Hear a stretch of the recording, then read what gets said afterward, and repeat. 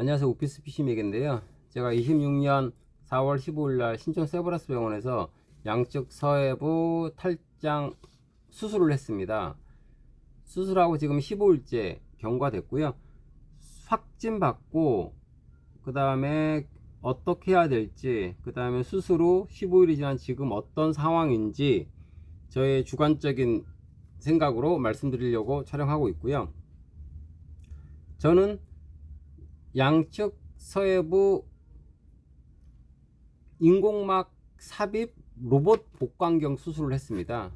저는 너무 잘해주신 교수님께 지금 15일이 지난 지금 너무 감사한 마음이 있습니다.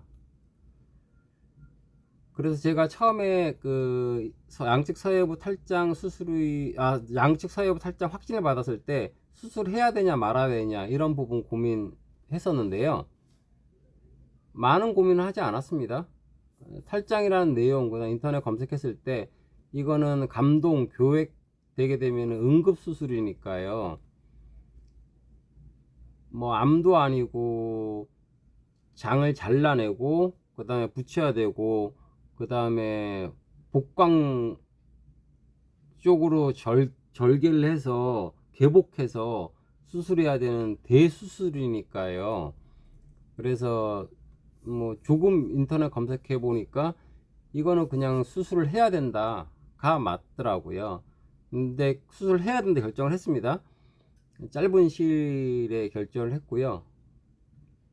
그러면 이제 또 이제 인터넷 검색해 보면은 인공막을 할 거냐 무인공막을 할 거냐가 결정을 해야 되는데요. 저는 인공막 했습니다.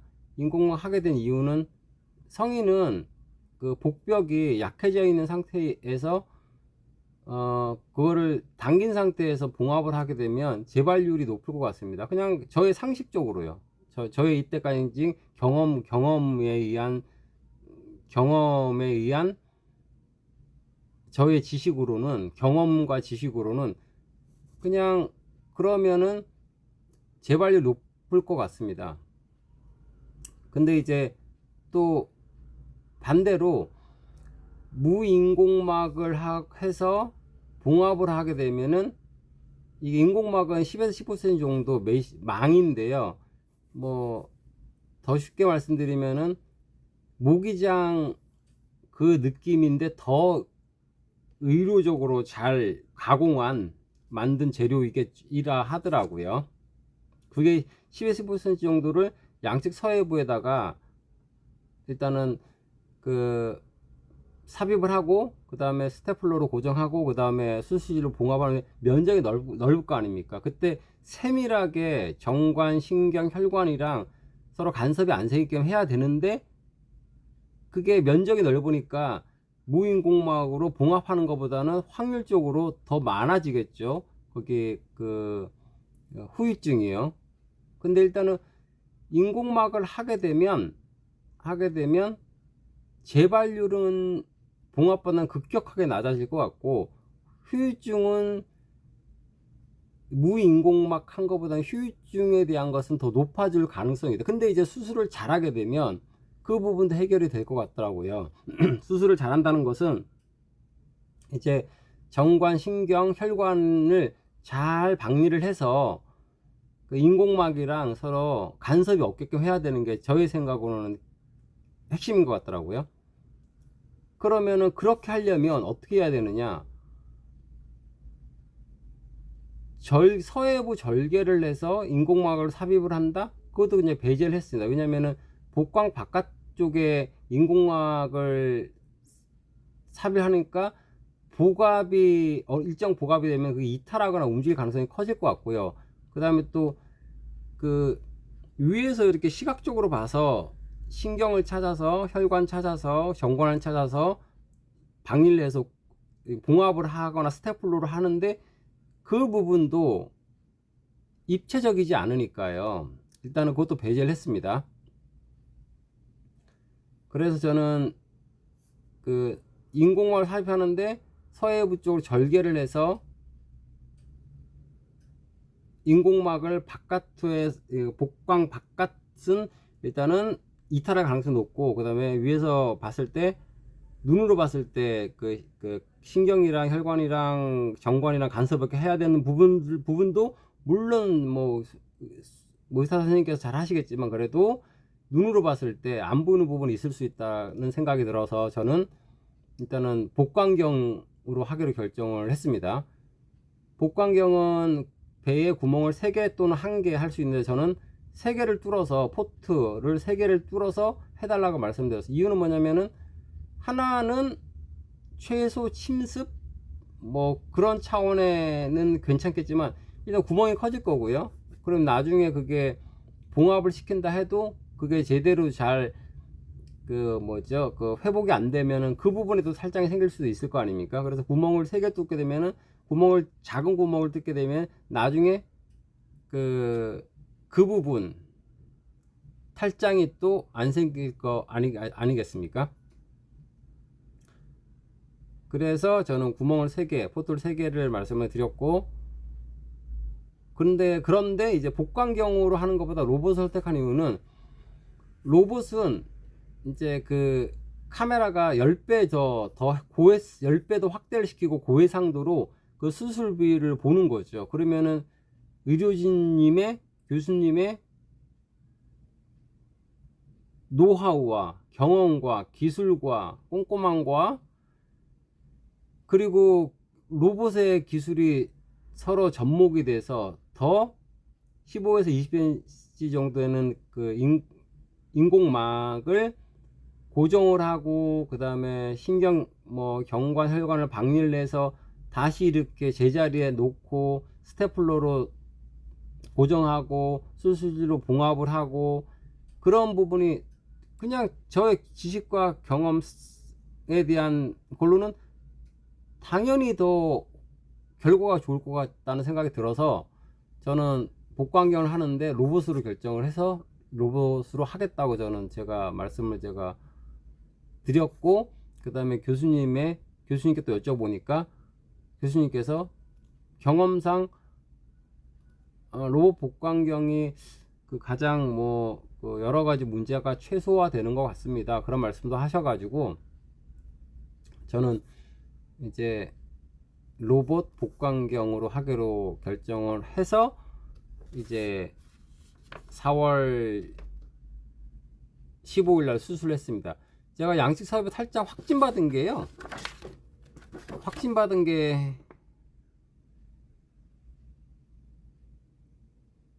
3월 31일입니다. 그래서 저는 감돈이나 교액이 없어야 되기 때문에 저는 너무너무 서둘러 가지고 수술을 하려고 그런 부분을 말씀을 드렸습니다. 불안하다. 그래서 빨리 수술하고 싶다. 이런 말씀을 제가 드렸었고요. 그리고 이제 수술을 했습니다. 저는 평생 수면 마취, 전신 마취를 해본 적이 없습니다. 전신 마취 했을 때 나타나는 부작용, 어지러움, 오심, 뭐 여러 가지 막 또 이유들이 많이 인터넷에 있지 않습니까? 근데 이제 거기서 이제 가장 제가 안심을 하게 된 것은 그 신세브란스 병원에서 이제 그 전신 마취 하기 전에 그 유튜브 동영상 링크가 카톡으로 옵니다. 그래서 이 영상을 유튜브로 봤습니다. 한 10분인가 20분 정도 영상인데 거기에 여러 가지 전신 마취에서 나타나는 부작용 위험성이 되게 많이 무섭게 설명이 되게 긴장되게끔 설명이 되어 있습니다. 그래서 마지막 말씀하시는 게 저희는 마취과 선생님들은 모든 경우의 수를 인지하고 최선을 다해서 환자분께 위험성이 발생하지 않도록 최선을 다하겠습니다. 이런 말씀이 있더라고요. 끝부분에요. 그래서 뭐 의사 선생님 네 분께서 팀이시겠죠. 마취과 팀이시겠죠. 그분들이 모니터링을 해주시고 최선을 다한다고 하는데 그러시니까 믿음이 가고 안심이 되더라고요. 긴장도 풀리고요. 그래서 4월 15일 날 이제 아침 가장 빠른 수술로 수술실 내려가서 수술을 하게 됐습니다. 그래서 수술을 마치고 그 다음에 전신 마취할 때 여러 가지 많이 그냥 좀 불안한 그런 내용들 많이 있습니다. 인터넷 검색하게 되면요.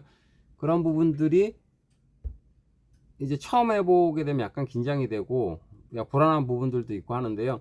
저는 이제 좀 신경계가 예민해서 그런지 오심이랑 어지러움이 좀 있었습니다. 12시에 수술 끝나서 첫 소변을 놓아야 되겠다고 하셔가지고 간호사님께서요. 그냥 2시 정도, 오후 2시 정도 됐는데 그때 이제 오심이랑 창백한 증상 뭐 그런 증상 생겨가지고 약간 고생했고요. 그리고 이제 휴식을 취하니까 이제 6시 정도 되니까 괜찮아졌고 뭐 그 다음날은 더 괜찮아졌고 이제 하루하루가 더 괜찮아지더라고요. 그래서 이제 제가 수술하고 10일 지났을 때는 그냥 수술하고 바로 즉시 후유증은 부작용 후유증은 없었습니다. 견인통만 느껴졌고 뭐 감각이 이상해진다거나 뭐 그런 특이사항에 대한 건 없었고요. 그 다음에 그 음경이랑 음낭 쪽에 많이 좀 그 부피가 커지더라고요. 그래서 왜 여쭤보니까 수분이 그쪽으로 가서 그런 거고 자연스럽게 빠진다 하고 지금은 다 자연스럽게 다 빠졌고요. 몸에다 흡수가 됐고요. 그래서 저는 견인통밖에 없었어요. 느낌으로는요. 수술한 바로 그날 그것은 이제 수술하신 교수님께서 섬세하게 그 다음에 경험으로 그 다음에 기존의 혈관, 신경, 뭐 정관 서로 간섭이 없게끔 그 3D 메쉬를 고정을 너무 잘 하셨던 것 같아요. 거기에다가 저는 복광경에 그 다음에 로봇으로 하게 되면 10배 정도 시야가 확보가 되고 그 다음에 저는 포트 3개라고 했으니까 카메라 1개 양쪽에 그 뭐 그냥 움직일 수 있는 제어할 수 있는 무슨 로봇팔이 있겠죠. 그리고 이렇게 로봇은 또 손떨림을 한다고 하더라고요. 그 손떨림까지 방지하니까 더 정밀하게 신경을 박리를 해서 그 다음에 다시 원위치를 가고 그 다음에 인공막을 교착시키고 고정하고 할 수 있었던 것 같습니다. 근데 시스템이니까 그 연세브라스 병원의 시스템 자체가 저는 좋은 것 같습니다. 다 뭐 해당 분야에서 다 전문가 분들, 간호사님도 전문가, 뭐 수술하신 교수님도 전문가, 마취과 선생님들도 전문가, 그런 전문가분들이 서로 이제 협업을 하니까 좋은 결과가 나올 수밖에 없다는 생각이 들더라고요. 그래서 견인통이랑 저는 수술 끝나서 이제 신경계가 좀 예민해가지고 오심이랑 어지러움증 때문에 고생을 좀 했었고요. 그 다음날까지요. 16일 지나니까 견인통만 있었고요.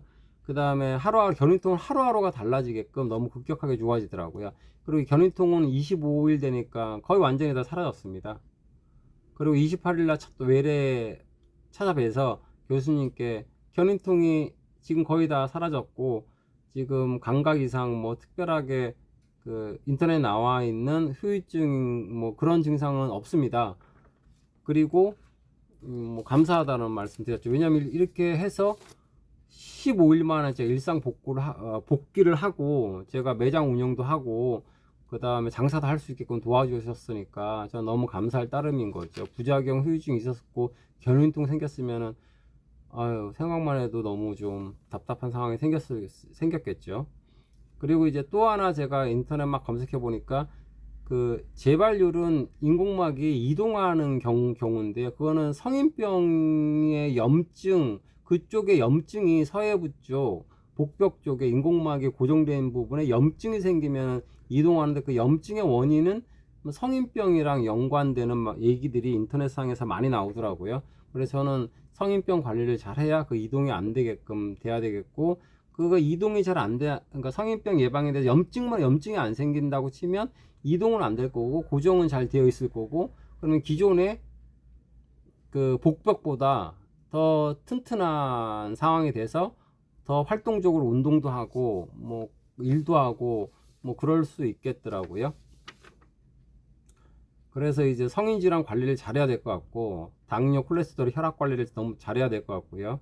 그럼 이탈은 안 될 것 같고, 그 다음에 더 튼튼하게 인공막이 복벽을 지지해 주니까 예전보다 더 활동적인 생활을 할 수 있을 것 같다는 생각이 들더라고요.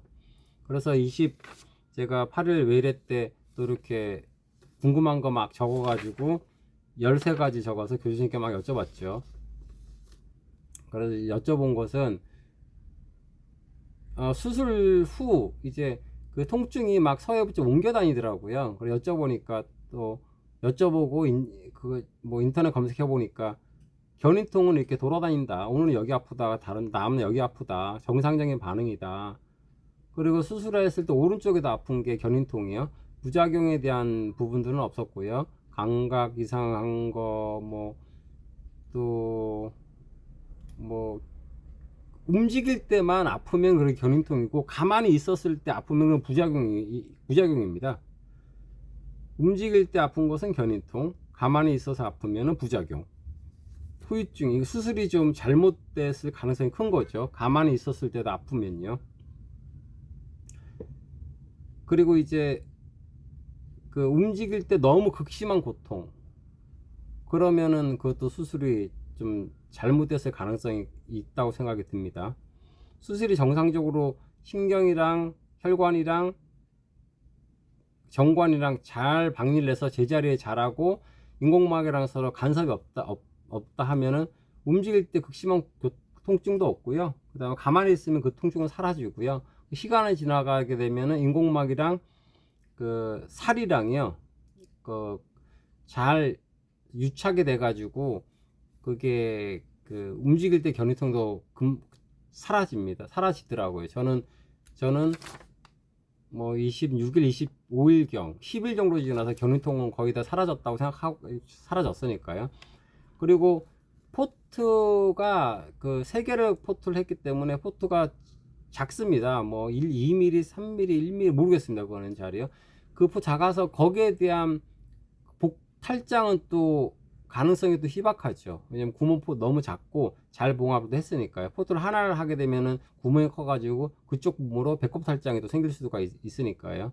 근데 배꼽이랑 저는 양쪽 부분에 2개의 포트를 총 3개를 했기 때문에 구멍이 적어서, 그 다음에 배 탈장이라 하나요? 복벽 탈장이라 하나요? 그 탈장은 또 그 생길 가능성이 더 낮은 거죠.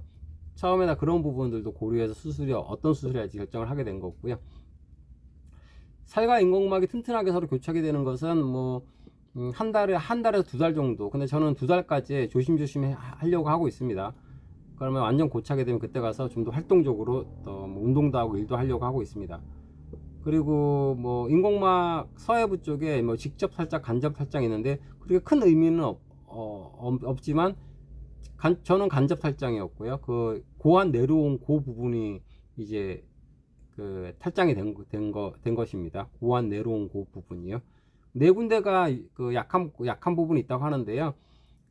인공막 하게 되면 전체를 다 서해부 그쪽을 다 그 인공막을 15에서 20cm 정도 크기를 그 고정을 하고 그다음에 봉합을 하기 때문에 전체적으로 다 이제 그 인공막이 삽입이 된 겁니다. 한 부분만 삽입이 되는, 4군데 다 이제 충분히 다 이제 인공막이 삽입이 된 거죠. 그리고 너무 과도한 염증방이 생기면은 인공막이 이제 이탈하는 거죠. 그게 이제 성인병, 그리고 지방, 복부 지방, 뭐 그런 거이겠죠. 과체중, 뭐 성인병의 과체중 이런 거고요. 그리고 수술 경과 좋기 때문에 이 서해부 쪽에 이 특별한 증상 나타나지 않으면 외래는 갈 필요는 없고요. 그리고 뭐 다른 제가 뭐 테니스 엘보 오른쪽이 아파가지고 그 수술 때문에 충격파만 했고, 그 다음에 제가 수염진통제랑 처방을 못 받았어요. 그래서 그걸 처방전 받아서 뭐 어쩌봐야 되냐 하니까 뭐 상관없다고 말씀하셔서 이제 그 오늘이 5월 1일인데요. 어제 이제 정형외과 가가지고 처방 받아서 이제 약 먹었습니다. 약 먹으니까 테니스 엘보도 지금 많이 좋아졌습니다. 오른쪽에 너무 아파가지고 일하는데 너무 부담스러웠는데 지금 많이 괜찮아졌습니다. 여기까지 제가 말씀드렸고요. 그리고 오늘 5월 1일, 내일 토요일, 일요일, 5월 4일은 뭐 공휴일은 아니고요. 5월 5일도 어린이날 공휴일. 즐거운 연휴 잘 보내시고요. 감사합니다.